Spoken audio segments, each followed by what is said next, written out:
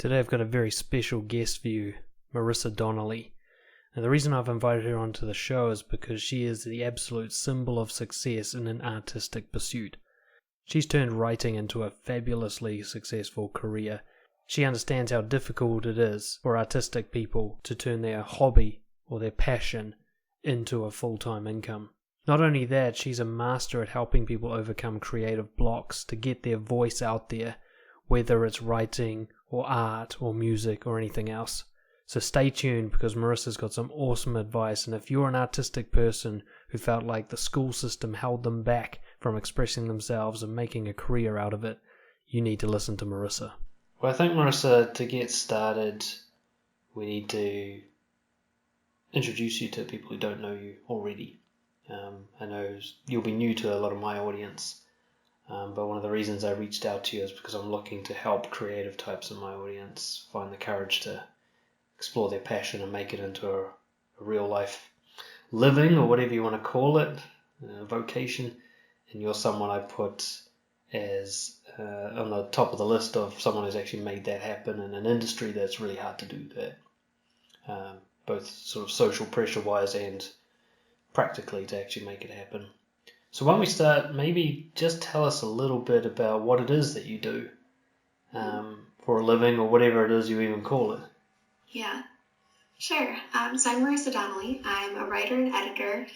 Primarily, I am writing content for different businesses, blogs, brands, as well as my own content.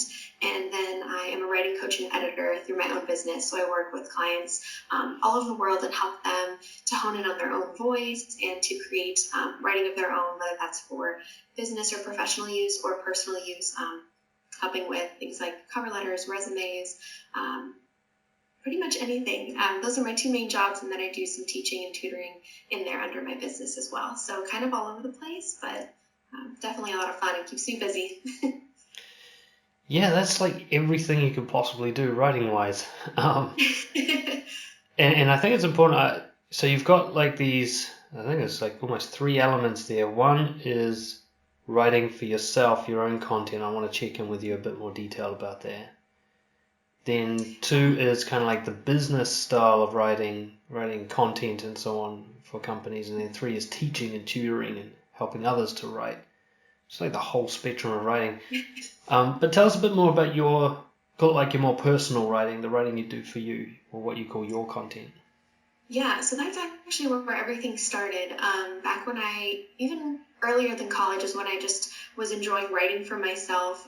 I started a blog just for fun, and I was always journaling. I had like 10 like this thick size journals. So that's kind of where it all started, is just the personal writing. And that's kind of where I get to be the most creative with my own personal voice. I have several different websites that I run. I have like my business one, of course. I have a personal blog. I have one that's dedicated to like fitness and lifestyle, one that's dedicated to teaching, which is kind of another story. And then I recently became a bonus mom to my boyfriend's son. So now I have a website of just all content related to motherhood and parenting, and just kind of, it's my way to release and also connect with my audience, and then share just what I consider to be very vulnerable pieces of work that help, people to know they're not alone. That's kind of like my most important focus. And then, of course, to make a living off of that in terms of writing sponsored posts or connecting with brands, etc. But yeah, that and social media is where I do a lot of my personal writing. God, the words must just pour out. That just sounds like so much content. You know what? That takes to that's the first kind of personal question that comes up for me straight away. I'm a writer as well, and I have good days and bad days when it comes to writing. From what you describe, you sound like someone who doesn't suffer from writer's block whatsoever, but I want to check in with you. Like, I guess, what's your secret to being able to pump out so much, to express yourself so much, and create so much like that? This is actually something I love to talk about because my perspective is a little bit different than a lot of people's. I truly believe that writer's block is not real, and not to like diminish it, because I know that everybody faces moments where they're like, I don't know what to write, myself included. I guess I just don't categorize it as writer's block. I see it more of, there's something that's getting in the way of your writing, and whether that's primarily, I would say it's fear. It's in my opinion, it's two things. It's either fear, or it's like self-hatred or negative self-talk, where it's like either you're scared to move forward with it, or you're telling yourself you can't, and so that's inhibiting you from actually getting words out. And so I guess my secret, if you would say, is I just tell myself, okay, I'm going to do a brain dump. I'm just going to write anything and everything that comes to mind. So sometimes I'll start, like a reflection on the day. Like, I feel, this way, or this happened today, and it kind of starts to weave itself into something else. Don't get me wrong. I mean, I have moments where I just completely don't feel like writing. And when that happens, I'll go take a walk, and then I'll come back and, maybe I'll start by like looking at my calendar and writing out a plan of, what are my deadlines coming up, or what are my goals? And then that kind of inspires me to start working on something. Or I have a running list of probably, I don't know, 100 different headline ideas, title ideas of posts. So sometimes if I'm like, I don't even know, I'll go look through and just read those, and sometimes that'll inspire something. I might not even take that title, but I'll say, oh, this is kind of a neat idea. Okay. And then I'll just grab it and start writing something else. So I truly think that it's more of like, how do we get over the block, and find a way to write something. It's not going to be good. Like 90% of the time it's not great, but at least you're getting words on a paper, or you're typing something, and then that at least opens the gate so you're not sitting there looking at the blank screen. Interesting. So it sounds like your theory on writer's block is that it's more about courage than it is about creativity. So somebody holds himself back. Yeah. Yeah, I think a lot of it, like for me, it was fear. Before I started my original blog, which was the first thing I ever published online, it was like months and months of like, I'm going to do it. No, I'm not. No one's going to read it. Just like talking myself out of it. And then I launched it, and I had all these drafts of posts that I didn't want to publish because I felt like they weren't good enough. So I think from my experience, it's a lot of fear, and it's a lot of like self-doubt. So I've just kind of, I feel like that's what I see most often with my clients, is that they have these great ideas, but they're reluctant to share them. Or they'll say, I made some revisions, but I don't think they're any good. And they won't even share them with me as their editor. And so I have to like pull it out of them. And it's like, hey, this isn't bad. Let's see what we can do with this. So yeah, I really do think it's a combination of fear and not having that courage. And once you break past that, then the creativity flows. Yeah, that's a really good point, because I think a lot of people, I say writer's block, but I know that there'll be musicians listening to this and other artists, and I consider that all to be the same thing. It's truthful expression, so to speak. And they see it as a creative problem. They think they can't think of ideas, or they think they don't know how to put it into words, or they don't know where to start. But I'm actually with you. I think there's something deeper happening that kind of blocks them. They feel blocked. Like there are no ideas coming up, perhaps, or the ideas coming up, they're calling them stupid or worthless or whatever, and dismissing them. So I'd like to backtrack a little bit, because it's good to hear that you actually had a difficult phase before you kind of, shall we say, launched. Mm-hmm. Because you, in that moment, you represent, I think, a lot of the people who are listening, which are people who have a talent for an art, and they have been practicing it, but they've never kind of crossed that line to exposing it to the world for judgment, and to allow other people to see it and either benefit from it or not like it. Yeah. How were you able to cross that line, and what kind of struggles did you face building up to that? I think that is the hardest thing about being a creator. It's not, in my opinion, it's not the work. It's not the hours. I think once you get yourself past that, then you have the momentum to be like, okay, I'm going to keep going. I'm going to take this project. I'm going to write this. I'm going to do this. You kind of get that confidence almost to keep yourself going. So it's really that starting that I think is just so complicated and so difficult, and yet so crucial. Like I said, before I first started my blog, I'm not kidding, like 10 or 15 notebooks. I mean, they were this thick of just thoughts and ideas and writing, and I knew I wanted to start, putting it online and start connecting with people. But it took months. I mean, I bought the domain, I made the layout, and then I have all these drafts of posts that never were published. It was probably, I would say, like 6 months after I launched the website. And this was years ago, so it wasn't really like the way we would launch a website now. And the way I know now to launch a website was more of like, hey, here's my URL. But yeah, it took like probably 6 months for me to finally be like, okay, nothing I'm writing is ever going to be perfect. And a lot of people are going to hate it, I'm sure. And a lot of people are going to think it's not good enough, especially me. But if I ever want to grow as a writer, if I ever want to do this for real, I have to put stuff out there and see what happens. And so that kind of like, that mindset was a big part of it. And then the other part of it was really learning to write for myself as opposed to writing to an audience. I think that's like creative wide, whether you're a musician or an artist or a writer, you can't always create with the intent of making it something that someone else will like or resonate with, because then I think we try to fit ourselves into a mold as opposed to just writing or creating what's within us and on our minds and in our hearts. So that was big for me. It was like, okay, I'm not going to try to write something that I think my invisible blog audience is going to like. I'm going to write for me, and I just honestly pretended like no one was reading it. Like I pretended that it was a private post that no one could see, and that really helped me to break out of that fear and start writing for myself. And then with time, less of it being like a diary and more of it outreaching. But I think that's what it took, is removing myself and removing the fear of, okay, who's reading this? Who's looking at this? Are they going to like it? Are they going to hate it? That was really big. Yeah, and you know what? The feedback I've had from creative types is that's the block. I mean, I think there's two points where people get blocked. One is like the person who's done a lot of art, but they show nobody, and that's crossing that line to the exposure. And the other who's got like the art in them, but they haven't started. They've never released it. I do dancing now, but I didn't start dancing until my very late 20s, and I kind of wanted to dance my whole life. So there was that kind of block to it. I thought, I'd get teased by my friends or something, and I never started. That was that block. Whereas writing or reading and writing, I'd been doing my whole life, but I felt a huge amount of resistance and fear when I wrote my first book and was giving the draft to people to get some feedback, which was my first ever exposure for writing. It was borderline panic level of anxiety, just handing that over. It's like walking outside naked, it felt like, Yeah, that's a perfect comparison. It really is.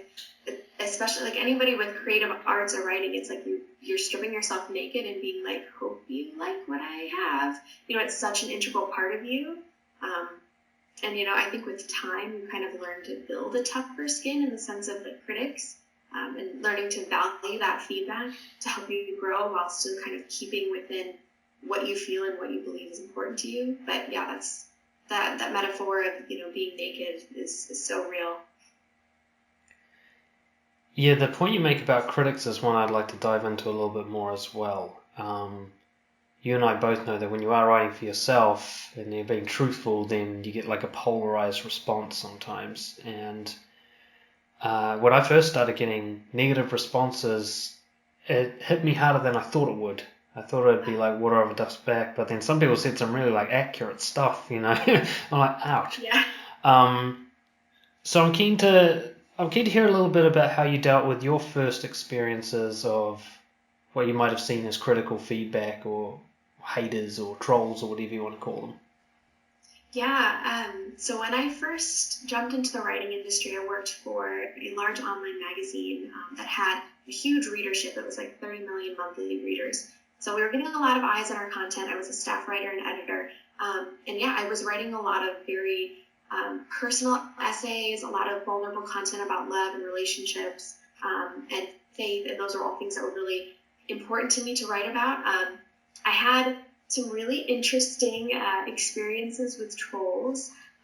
More or less, it was just people that were approaching my writing from a certain perspective, and kind of that hard place of me feeling like I needed to justify what I wrote, and also wanting, as a new writer in the industry, wanting, all the positive feedback and wanting to be liked, as opposed to someone saying, this is stupid, or I don't agree with this. One of the first articles that I had for this magazine that went viral was about not being a Netflix and chill girl, because that was when that phrase was really popular.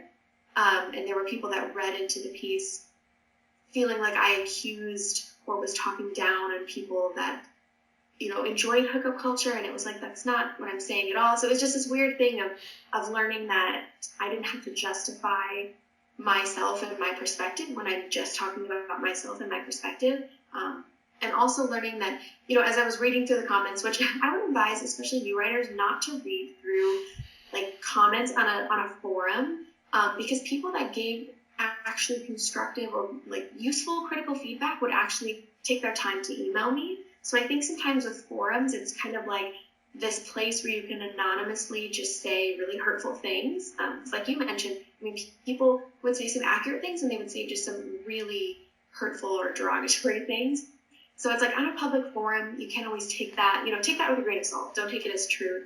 But if you are brave enough to look through the comments, which once you kind of grow a tougher skin, I would encourage you, because sometimes there's useful things in there. But when you grow a tougher skin and you're looking through that, read for what you can take away to help you grow. So in terms of, someone that said, oh, this perspective seems really limiting, or, oh, you didn't really address this other side of the issue. And so then I kind of took that and in my next piece on the topic, I addressed, the opposing side in a different way and made sure that I said, this isn't to judge anyone who feels this way, but this is how I feel. So that did help my writing. But yeah, it's really tough. People, especially when they can be anonymous, will say kind of whatever they want. But I think part of a writer is understanding that not everyone is going to like what you put out into the world, and that's okay. You say that last bit so casually, and I think it's because you've slowly gotten there over time, as you say, building that thick skin. And that is the thing that stops people is, I'm working with a couple of musicians, and they make music for other people, but their own personal work has never been released or shown. And they're happy to go on stage and play other people's music or play music that they wrote for a certain cause or for a business reason. But their own personal stuff that they do just for them, they're as terrified as if they'd never been on stage before. So I'm keen to, I guess, explore how did you build that thicker skin? How did you get to the point where now you feel like, yeah, I'm going to put it out there and I'll just manage my reaction to the reactions?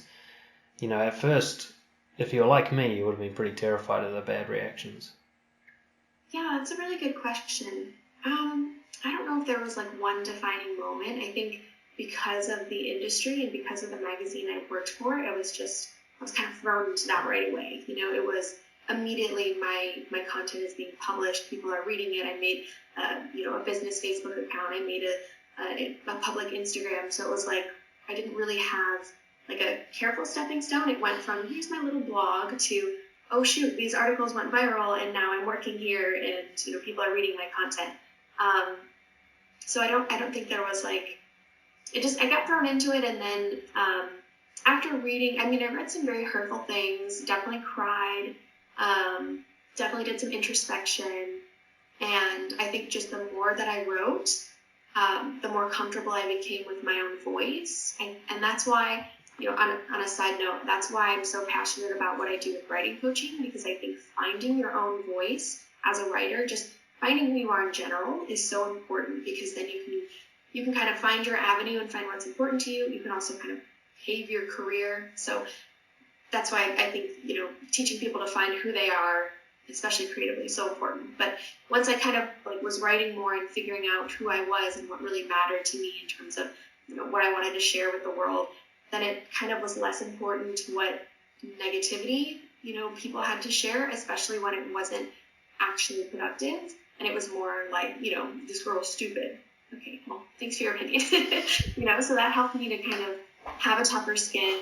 That and, as I was sharing things and being really vulnerable, there were people that really resonated with what I had to say and how I handled critics, because I would always, if I were to comment back, I would say, like, thanks for your perspective. Like, I'm not really sure where you're getting this from, or, something like that, where like I was always trying to handle the situation with grace and dignity and not, getting into a comment war.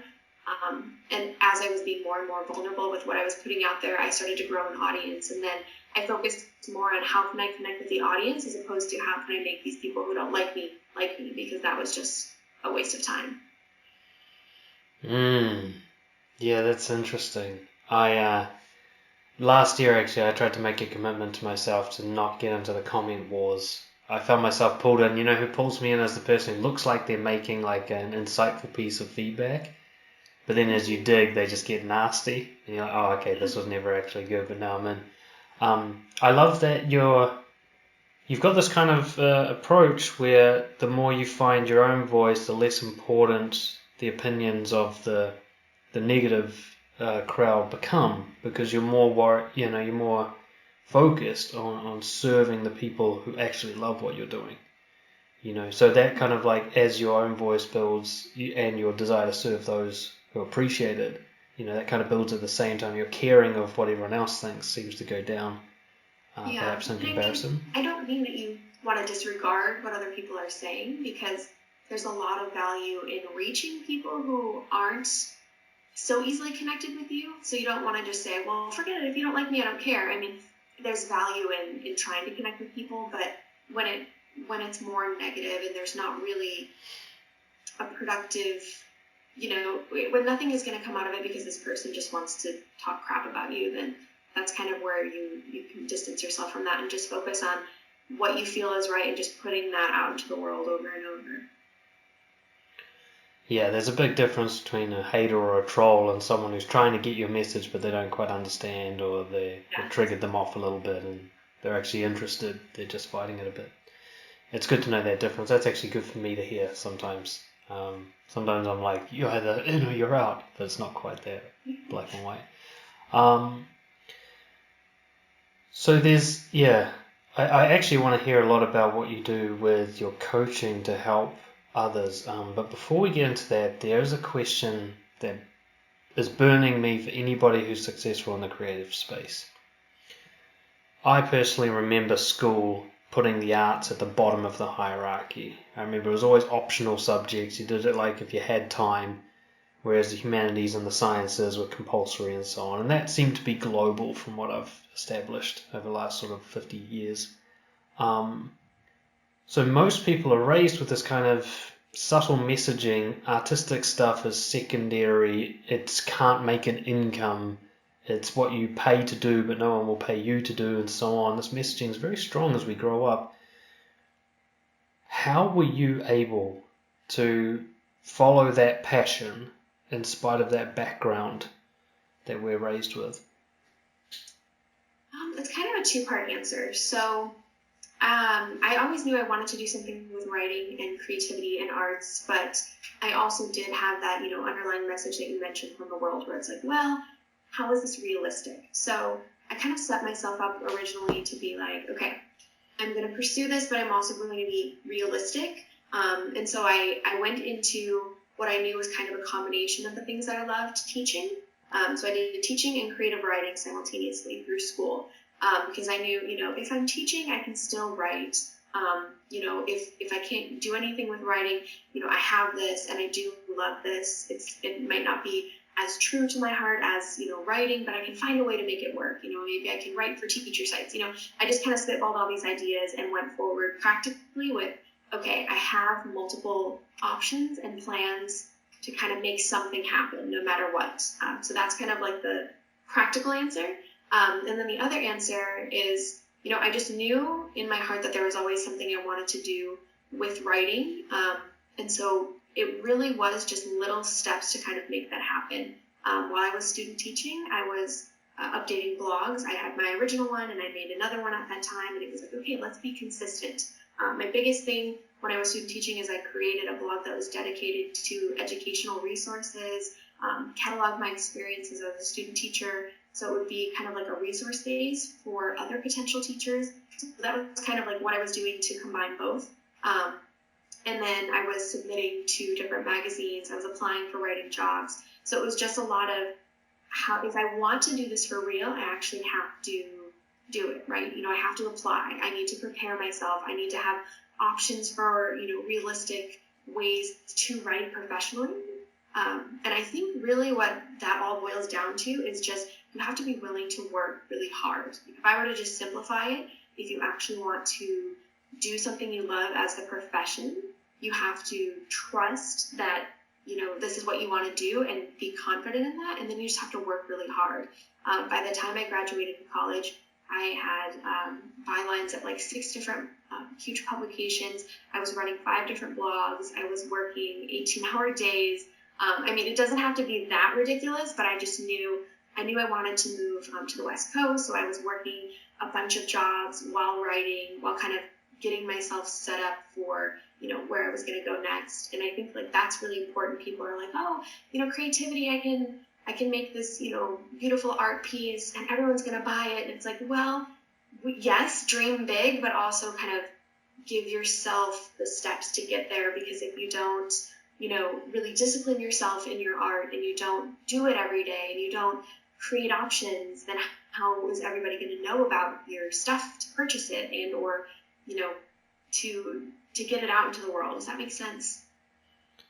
100%. The issue I have with the kind of culture around arts that many of us were raised with in the schooling system is people come out of it and they don't even start.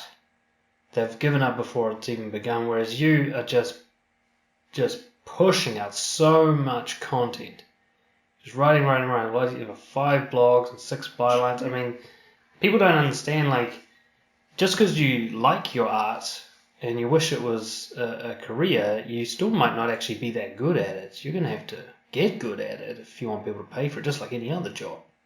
And even if you are good at it, you still have to work at it. Like, I've had people say, oh, well, you're so good at writing. And it's like, yeah, because I worked really hard and, really pushed myself. And I write every day. It's a discipline. It's like people talk about going to the gym. It's like, yeah, I write every day. It's, it's like working out where you actually have the practice of, working your muscles to be able to, the more you work out, the more in shape you are, the heavier you can lift, etc. It's the same thing with writing, where if you're practicing it every day, the easier it is to, write something, short, write something long, write a poem, write an article.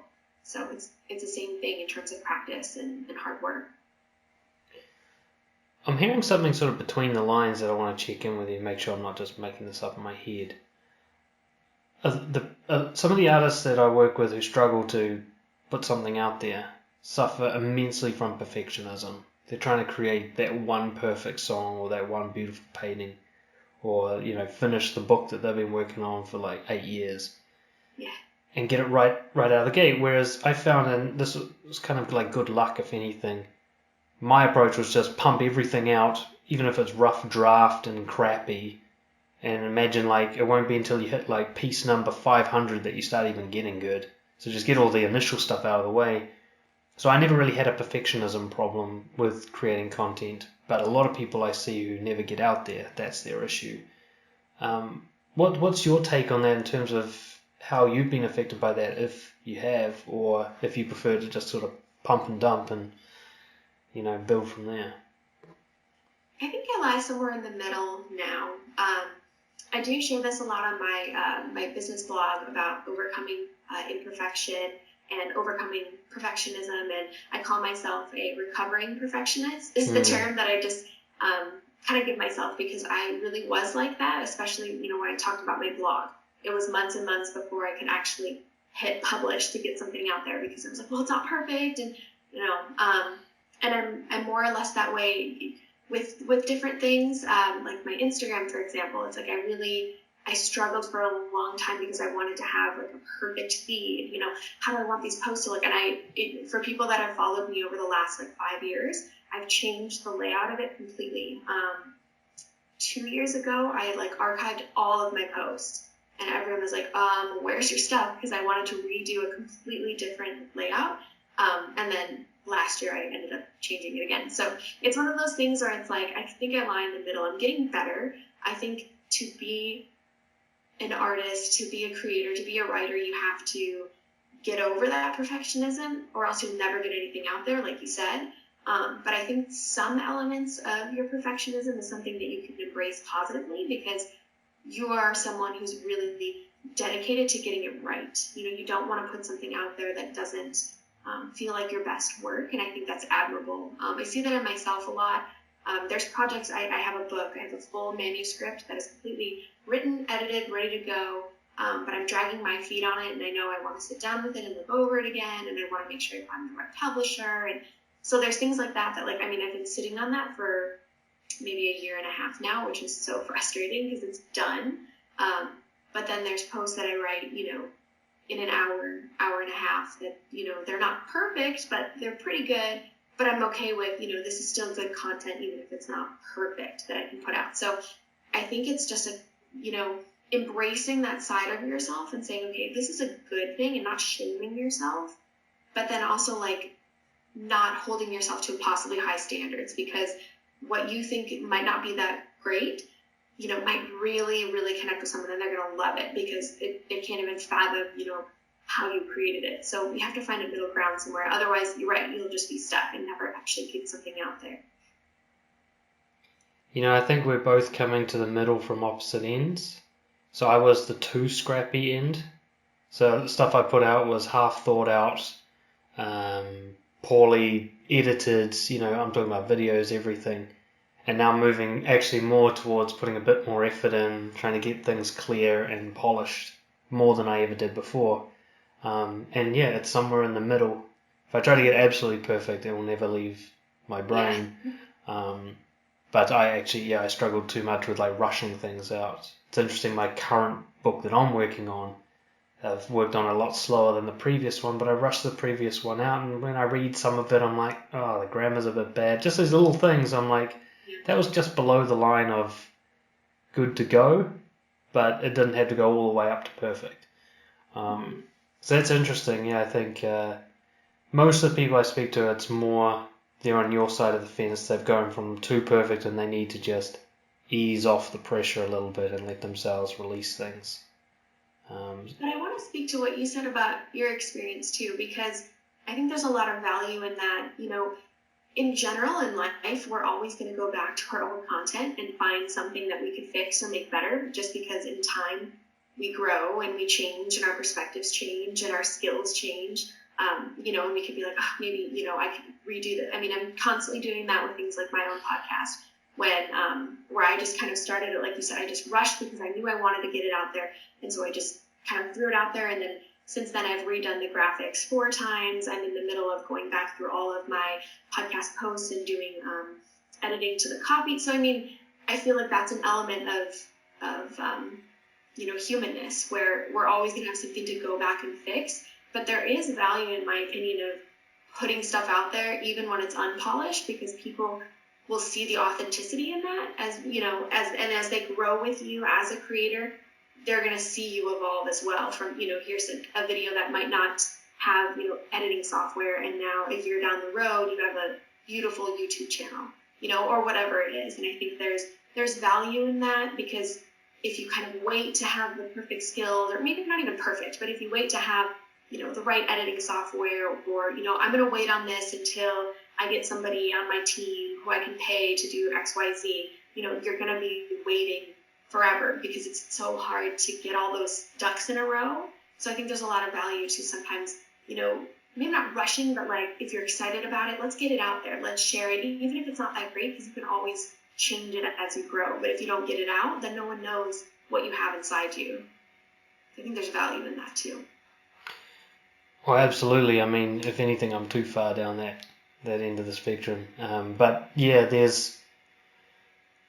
what was I looking at? I think I was looking at YouTube the first time. My early videos are just... I can't watch them without cringing because of how just poorly done they are. And I'm sure I'll feel the same about current videos in 5 years. But I looked up, when I first got started, I looked at, how to get started. And the list was just overwhelming, the equipment and the cost and everything. I thought, do I really need all of that? Or can I, I've got videos where you see me turning the camera on and off, I've got like that thing going on.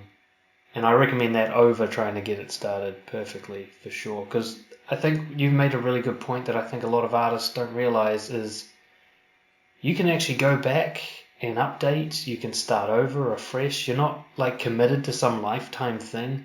Someone starts a podcast and they think, oh, I hate the intro to that podcast, but I've got to use it forever. No, you don't. You can totally restart. As long as the audience comes along with you and they know what's going on, they'll forgive you for upgrading, for sure. Let's talk a little bit about how you help others do this. You've obviously mastered it for yourself, and you and I both know that passing that on to others is a whole new challenge altogether.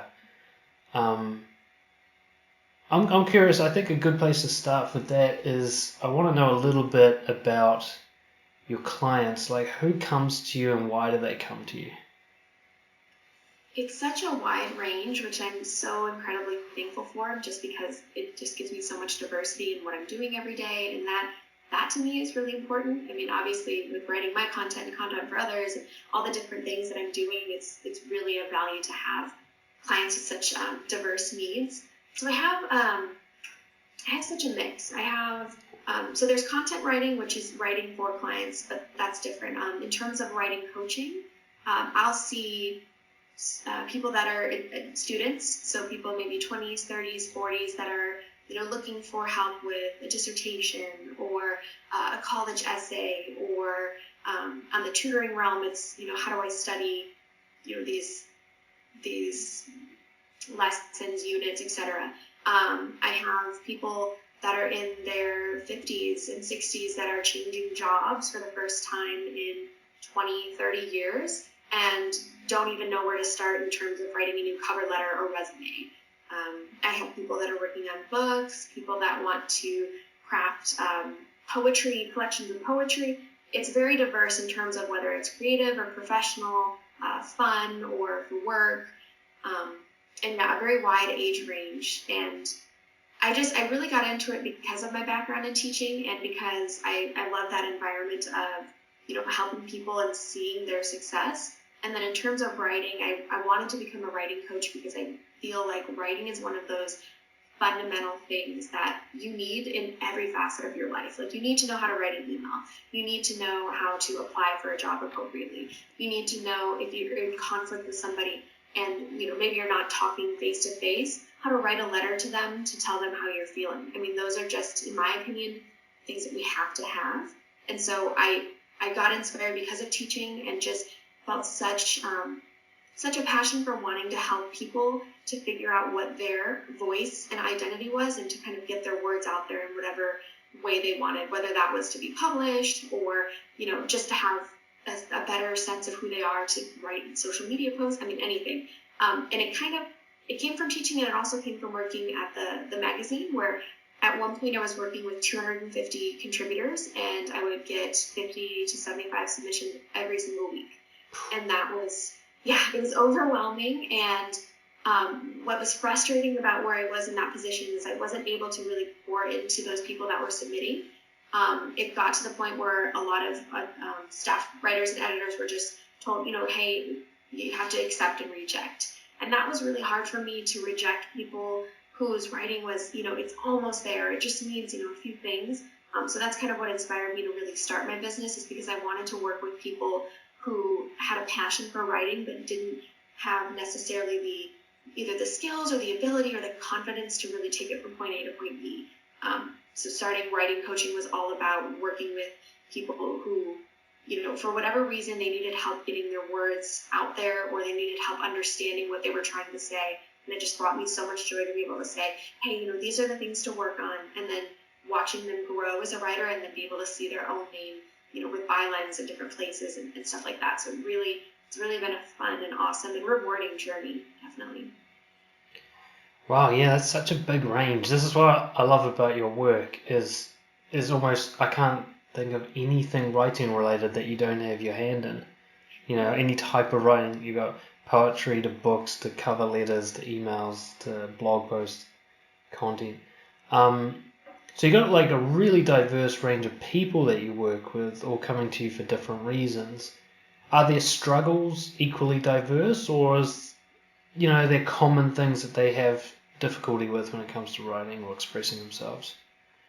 Good question. I think a lot of it is not knowing what their voice is. That's a huge thing, especially with people that are working on like longer, larger volumes of work. It's especially with nonfiction, it's kind of like, okay, what is my voice? What am I trying to say? That's huge. And then the other part is, how do I say it? When I work with people that are looking to apply for different jobs or change careers, it's a lot of like, I have all this, experience and expertise, but I don't know how to put that on paper. I don't know how to write about myself or brag about myself or, simply state what I've done without sounding, pompous or sounding like you could just Google a resume template online. So helping people find their voice and then helping people craft content about themselves, I would say, are like the two biggest things that come with writing coaching.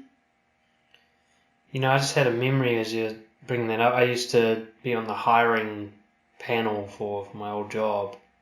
So we'd have to go through dozens of resumes, we call them CVs, cover letters and so on. And there'd be some people where like their writing wasn't great, but I was like, I'll give them a shot. And then in the interview, I'd be like, wow, your written stuff doesn't justify you at all. Like, it didn't sell who you really are. Totally undersold you, undermined you. It was almost a shyness to it, a rigidity where they might just state like bold facts and nothing else. And then you speak to them, you're like, you're actually incredible. How is this piece of paper related to you? Can you help me understand a little bit more what you mean by somebody finding their voice? Well, before I even get into that, in terms of like with resumes and the work content, that's what I tell all my clients is like this paper, as much as you don't want it to, is essentially what's going to define you before people get to know you. So it's like you have to have that content really speak to you. And the biggest thing I see with like resumes and cover letters is that people will simply like state facts, like did this at this position. And it's like, no, like what did you excel at? Why should they hire you because of this outstanding job you did doing that thing? So it's like sometimes a word choice thing too. It's not just simply like, let's state all the things I've done, but like, how did I, kick butt at all of those things that I've done? So that's to that. And then in terms of finding voice, that's such a complicated concept. I think finding your voice comes with practice of, writing things that you care about, understanding what your passions are, and then trying to put that into your work. I have a video series that's coming out this month. And one of my first videos is actually on how do you find your voice, because it's like this aloof concept. Some of the takeaways are just trying to encourage people to think about how they speak in conversation and how they speak with people that they love or feel comfortable with. And it's like, how can you emulate that conversational style? And this is for mostly creative, but how do you emulate that conversational style and throw it into something you're writing? And, what matters and what's of value to you, and how does that make itself apparent in the content that you're creating? And then in terms of professional, it's like, okay, here's how I am in conversations. This is who I am at the core and what I care about. Now, how can I shift that into something that's written with a little bit more formality, yet still speaks to who I am? So that's kind of how I would at least start. If I'm working with a coaching client, I get them to write, short excerpts, like I'll throw them into a situation and, how would you react, or what are you feeling? Just different things like that, so I can see what's their natural, go-tos in terms of their sentence structure, in terms of their flow, in terms of, their word choice, things like that. And then we kind of hone in on what is original and then help to develop that. Yeah, I really resonate with what you're saying. I read a lot of fiction, and the best writers, you always know when you're reading their books, because it's like their other books, and you can't exactly say how, but it's their voice. Yeah. Stephen King always sounds like Stephen King, And I actually did a little exercise. It was by accident. To save time, I would transcribe my video content to turn it into blog posts. And then as I go through, I'm like, well, that's how I speak. And I started to adjust my writing to match my speaking, but also my speaking to match my writing, because I could edit that post to make it sound even better.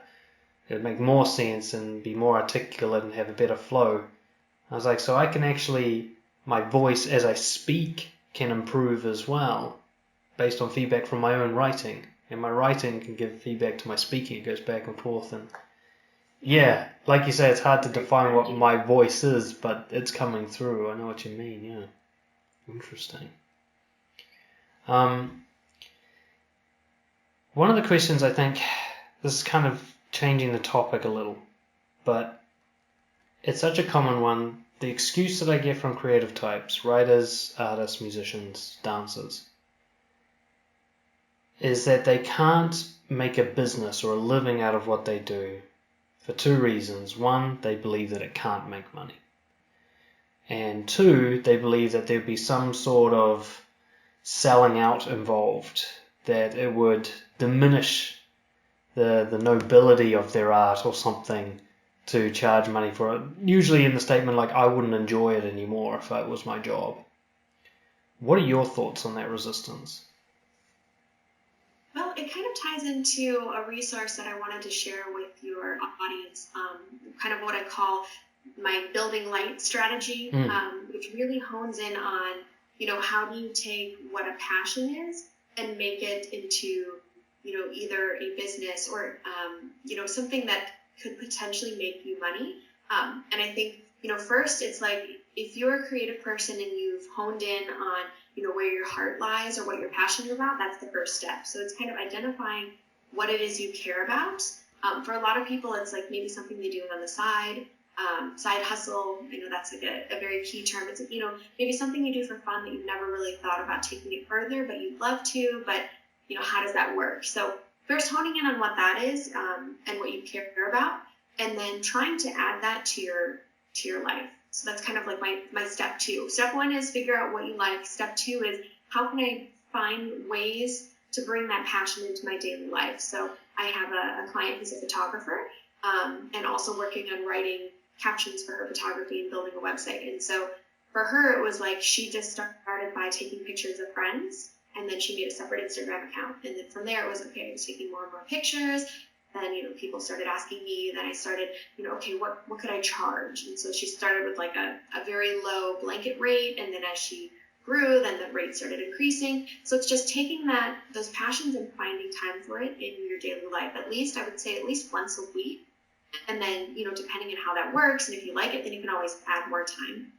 And then my step three would be to research. So if you want to actually make a living out of what you're doing, or if you want to take it from, oh, this is just for fun, to, oh, this is a money-making side hustle or whatever, you have to research and figure out how to do it and like whether or not it's possible in terms of, do you have funds to potentially get this off the ground? Like what kind of, you mentioned with like the videos, do you need specific equipment? And kind of weighing out like, maybe I really need, a better camera, but I don't necessarily need a ring light, or maybe I need a good microphone for my podcast, but I don't need, editing software to hire somebody to do it for me. So you kind of like do the research to figure out what it is that you need to get started, how much that's going to cost, whether or not it's feasible. And then within that kind of plays into, okay, how do I get it started in terms of like, do I need to, work a little harder? When I mentioned that period of time where I was working 18-hour days, like I knew I was going to launch a business. So I was working a ton to save up money so that I could move, so that I could have, a whole new career. So maybe it doesn't need to be that crazy, but, maybe you're doing something else to kind of supplement, to give you that foundation so that you can actually move forward into making this your career. And then the fourth, and in my opinion, the most important aspect of growing your life, growing your business, growing your passion into something lucrative is to really trust yourself, and listen to yourself. It kind of plays back into the doubt that we talked about at the beginning, where it's like, people hold themselves back because they're like, well, this won't work out. No one's going to buy my stuff, or, the business is going to fail. Like I felt all of that before I launched. I was like, I'm, in my 20s, who is going to take me seriously? Who's really going to pay me to help them with writing, or, how am I going to reach clients? I don't really know a lot of like business marketing strategies. How am I going to grow? Am I going to have the funds to really do this full time? What the heck? There was all of that doubt. But I really felt like I could, and I really felt like I was driven to be successful. And so a lot of that was like trusting myself enough to be like, okay, I'm going to do it. And if it doesn't work out, like it doesn't work out. That's embarrassing. I delete the social media accounts, we move on. But like, at least I'm trying. So it was really like trusting myself and going out there. So I think like those 4 steps are key. But a lot of it too is like, once you do the research and once you really figured out what it is you want to do, then how can you step by step start to get there? Don't think huge, but think like, what's one little step? Like if I need, maybe I need to make a website. So before even making a website, maybe I'm going to look at 2 different hosting platforms. Like break it down so that it's manageable, as opposed to like, I need a website, I need a podcast, I need this, like, because then you'll just be stuck at a standstill because it seems so overwhelming. But like, what's one little step? Like, oh, go to Squarespace and WordPress and compare. Like that's manageable, So just one little piece to get there, closer and closer and closer until boom, you're there, and then you just jump in. Everything you said 100% lines up with what I did as well. Actually, you and I are quite similar. We both started doing the work, but working for someone else. That was the first time, I think if I'm hearing you right, that we got paid. Like I got paid to be a probation officer, which is essentially coaching for the government. And you were writing for magazines, right? Or online websites and stuff. And then that's where we first started getting paid to do this. And then your 4-step process kicks and you start like you're building your blogs on the side. I was coaching people for free in the afternoons and stuff. And then it was just little steps. And that, as you say, that 4th point, it kind of sounds the most conceptual, that believe in yourself, trust yourself. But I agree, like, there were so many times where there was no validation for me that this was going to work. There's nobody, sometimes even nobody encouraging me. There was just me, my research, my vision, and my hard work, and that's all I had to go on. But I just had to go and, like, you mentioned something like maybe this will all collapse and I have to delete my accounts and all that. I did something similar. I was like, look, I'll just go until I go bankrupt, and at least I tried. But because I was willing to put in that commitment to myself, like I go until failure, I never did, at least not yet. We'll see what happens. It's amazing how simple you make it sound, and yet it is that simple. That's not easy, like that's a lot of hard work you just described, but it's really straightforward, isn't it? Mm-hmm. I think once we recognize that, it kind of changes the game, because it's not easy, but the process itself is simple. Like when you break it down, and I think knowing that difference, like this isn't going to be easy, but the concept is simple. Then it's like, oh, this is manageable. Like this is possible. I can do this. And when you recognize that, and recognize that you're not any different from, the person that does have a successful business, I think that's where I hope to see so many other people like launch their stuff, because realizing that, everybody is on the same playing field is really key. Like you see somebody that you admire and it's like, oh, I wish I could be like them. I mean, I do that all the time, but it's like, okay, well, I can be. How? Like, what are my actionable little tiny steps to get there? And then you just move, and then you trust that you can, and you're like, okay, well, I'm here, but that's okay. I'm going to get there, or to wherever I want to be. I just have to trust it and move. Absolutely. I was just thinking there might be some people who, I guess I see this a lot in the creative types, where they say I couldn't because that person is more advantaged than me and so on. And I think of someone who's like listening to you and they think, oh, I could never be a writer like her because blah, blah, blah, whatever they come up with. And my question to them was like, well, have you made as many submissions as she did at the start? Have you created as many blog posts? Have you tried to publish for as many magazines? Have you actually done the work and tried yet? Have you actually failed yet? Or have you just imagined failing and stopped at that point? Because it is really scary, I sometimes like to think, like, what advantages did I have? For one, I had, like, encouraging parents who allowed me to pursue artistic pursuits without going, that's not going to make money. And I know there's other people who didn't have that kind of encouragement at home. What kind of support did you have, if any, to pursue this passion? I definitely had family support, and I think that, that kind of plays into it too, is like, is there an element of advantage or privilege? And I try to speak about this, in my work. It's, when you come from a place of having, that advantage, maybe that support system or whatever it is, it does kind of put a different angle on what you've accomplished. But I truly believe that it lies in your passion and your willingness to work hard. You could have, you could be given all of the things in the world, but if you're not choosing to work hard and to be passionate about what you're doing, you're not going to be successful. And so it goes the opposite too. You might not have the advantage of somebody that you're, admiring on social media, or you might not have the privilege of, a college education, or, whatever it is, but that doesn't mean it's not possible. So for anyone listening, if it feels like there's an element of privilege or an angle of, you have a different lifestyle than I do. Of course, everybody comes from different places, and, that's definitely possible. But your ability to be successful is dependent on you and the work that you put in and the passion that you have to take yourself from A to B to C to F to Q to Z. Couldn't agree more. There's too many examples of very privileged people who are now working a crap job that they hate. And there's examples of people who came from the gutter and they're crushing it in an artistic field and everything in between.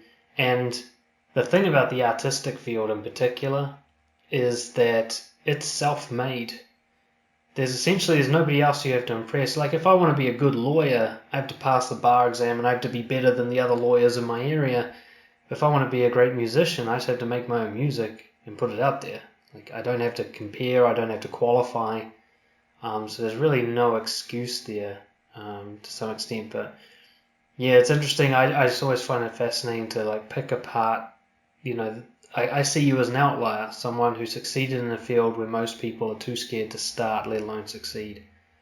And it's just interesting to pick your brain as to what you did differently to the others. Actually, that brings us sort of good point to kind of wrap up, and I want to hear a little bit more. Like if there's a creative type, actually, I should clarify something with you first. Do you work exclusively with writers, or is your creative coaching kind of broader than that? It's broader than that, because I do have people that'll come with their resume that are in the tech field, or they work on cars, they're a mechanic, they're a salesperson.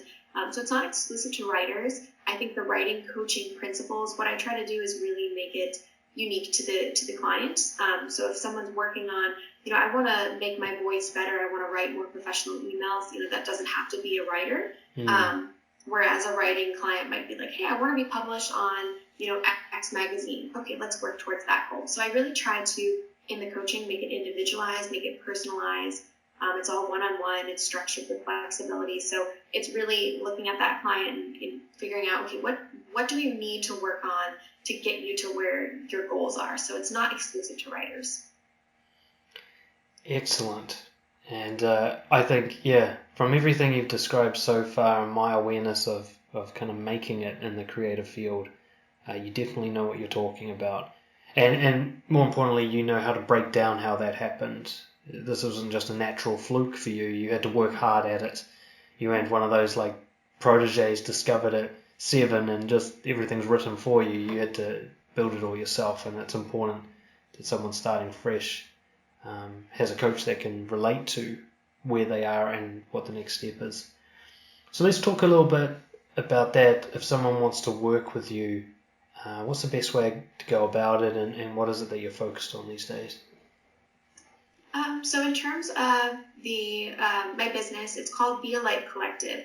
And then through Be a Light Collective, I offer content writing, writing coaching, editing services, tutoring, and social media content creation. So those are kind of the main facets. I'm launching a video course in this month, and my plan for this year is to also put out a online course that would be fully flexible, and it's something that people could register and do at their own pace. So those are kind of all of the facets of the business. And in terms of working with me, the website is bealightcollective.com. I try to make it pretty easy to navigate, where there's just a place where you can contact. I would say most of my clients just directly reach out to me through the contact link and say, this is what I'm working on. Can you tell me what would be the best fit? Because in terms of editing versus writing coaching, for example, some people just want an editor to work on projects with them, to work on pieces with them.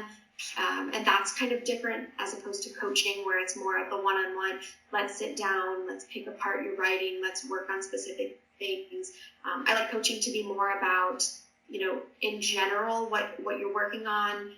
It doesn't have to be, and what I mean by general is it doesn't have to be a specific piece that you're looking at. It's more of like, if you're working on word choice, let's, set up our calls to be focused on all the facets of word choice, personal, professional, creative. So there's a difference between like the writing coaching and the straight editing services, but it's all navigated where you can use the contact link, or you can click on the specific service and inquire about a quote, or if you feel really confident, you can purchase it right from there.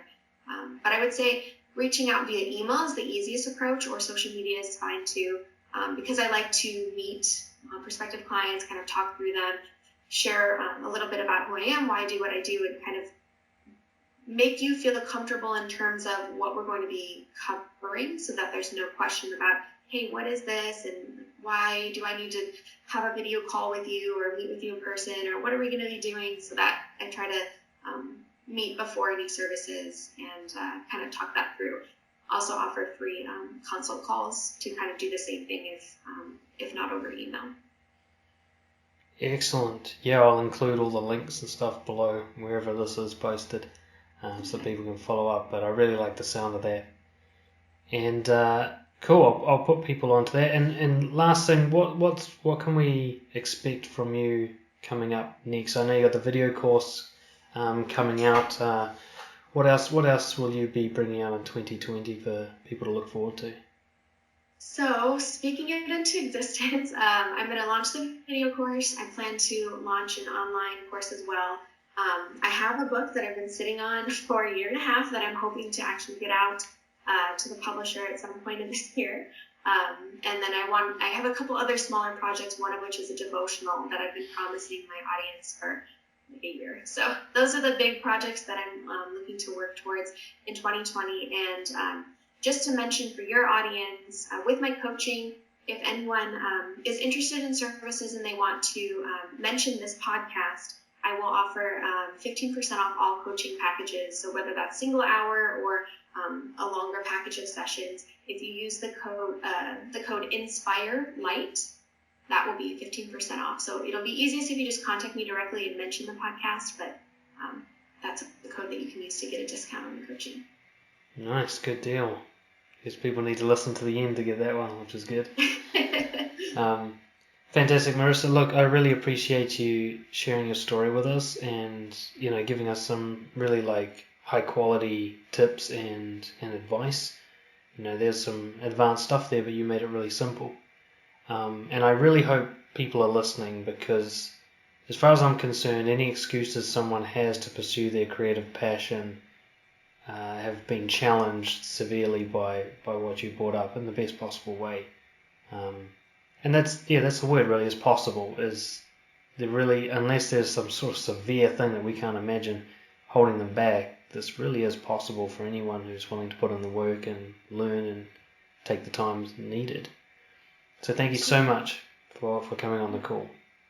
Yeah, thank you so much. This is such an opportunity, and just to find that we have so much in common, and also just to connect and hopefully inspire people. It's really great. So thank you again. Absolutely.